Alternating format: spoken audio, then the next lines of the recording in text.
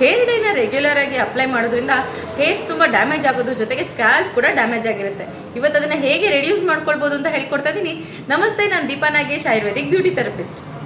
ಸ್ವಲ್ಪ grey hair ಆದರೆ ಸಾಕಷ್ಟು ರೀತಿಯ ಕೆಮಿಕಲ್ ಓರಿಯೆಂಟೆಡ್ ಡೈನ ಹಚ್ಬಿಟ್ಟಿರ್ತೀರ. ಆದರೆ ಅದರಿಂದ ಹೇರ್ ಕಲರ್ ಎಲ್ಲ ಕಂಪ್ಲೀಟ್ ಆಗಿ ಗ್ರೇ ಆಗಿ ಅಂದರೆ ಬಿಳಿ ಕೂದಲಾಗುವಂಥ ಚಾನ್ಸಸ್ ಕೂಡ ಇರುತ್ತೆ. ಜೊತೆಗೆ ಇನ್ ಕೆಲವರಿಗೆ ಕಣ್ಣು ಉರಿ ಆಗುವಂಥದ್ದು, ಪಿಗ್ಮೆಂಟೇಷನ್ ಕೂಡ ಆಗುವಂಥ ಚಾನ್ಸಸ್ ಇರುತ್ತೆ. ಇದನ್ನ ರೆಡ್ಯೂಸ್ ಮಾಡಬೇಕಂದ್ರೆ ಫಸ್ಟು ಕೆಮಿಕಲ್ ಓರಿಯೆಂಟೆಡ್ ಡೈನ ಅಪ್ಲೈ ಮಾಡೋದನ್ನ ರೆಡ್ಯೂಸ್ ಮಾಡ್ತಾ ಬನ್ನಿ. ಆಲ್ರೆಡಿ ಅಪ್ಲೈ ಮಾಡಿಬಿಟ್ಟಿದ್ದೀರಿ ಅನ್ನೋದಾದ್ರೆ ವಾರದಲ್ಲಿ ಒಮ್ಮೆ ಆದರೂ ಮೆಂತೆನ ರಾತ್ರಿ ಇಡೀ ಮೊಸರಲ್ಲಿ ನೆನೆಸಿಟ್ಟು ಅದನ್ನ ಚೆನ್ನಾಗಿ ಗ್ರೈಂಡ್ ಮಾಡಿ ಹೇರ್ಗೆ ಅಪ್ಲೈ ಮಾಡ್ಕೊಳ್ಳಿ. ಇದರಿಂದ ಹೇರ್ ಕಲರ್ ಏನು ಚೇಂಜ್ ಆಗಲ್ಲ, but chemical oriented hair colouring ಇಂದ ಆಗಿರುವಂಥ ಸೈಡ್ ಎಫೆಕ್ಟ್ಸ್ನ ನಾವು ವಿಡ್ರಾ ಮಾಡ್ತಾ ಬರ್ಬೋದು. ಬಿಳಿ ದಾಸವಾಳದ ಹೂವನ್ನ ಕೂಡ ನೀವು ಅಲೋವೆರಾ ಜೆಲ್ ಜೊತೆ ಚೆನ್ನಾಗಿ ಗ್ರೈಂಡ್ ಮಾಡಿ ನೀಟಾಗಿ ಹೇರಿಗೆ ಅಪ್ಲೈ ಮಾಡಿಕೊಂಡು 20 ಮಿನಿಟ್ಸ್ ಬಿಟ್ಟು ವಾಶ್ ಮಾಡೋದ್ರಿಂದ ಕೆಮಿಕಲ್ ಓರಿಯೆಂಟೆಡ್ ಪ್ರೋಸೆಸ್ ಇಂದ ಆಗಿರುವಂಥ ಡ್ಯಾಮೇಜ್ನ ಓವರ್ಕಮ್ ಮಾಡ್ತಾ ಬರ್ಬೋದು. ಇದೇ ತರ ಮತ್ತಷ್ಟು ಇಂಟ್ರೆಸ್ಟಿಂಗ್ ಅಂಡ್ ಇನ್ಫಾರ್ಮೇಟಿವ್ ಆಗಿರುವಂತಹ ಬ್ಯೂಟಿ ಅಪ್ಡೇಟ್ಸ್ಗಾಗಿ ನೋಡ್ತಾ ಇರಿ ವಿಶ್ವವಾಣಿ ಹೆಲ್ತ್ ಯೂಟ್ಯೂಬ್ ಚಾನಲ್.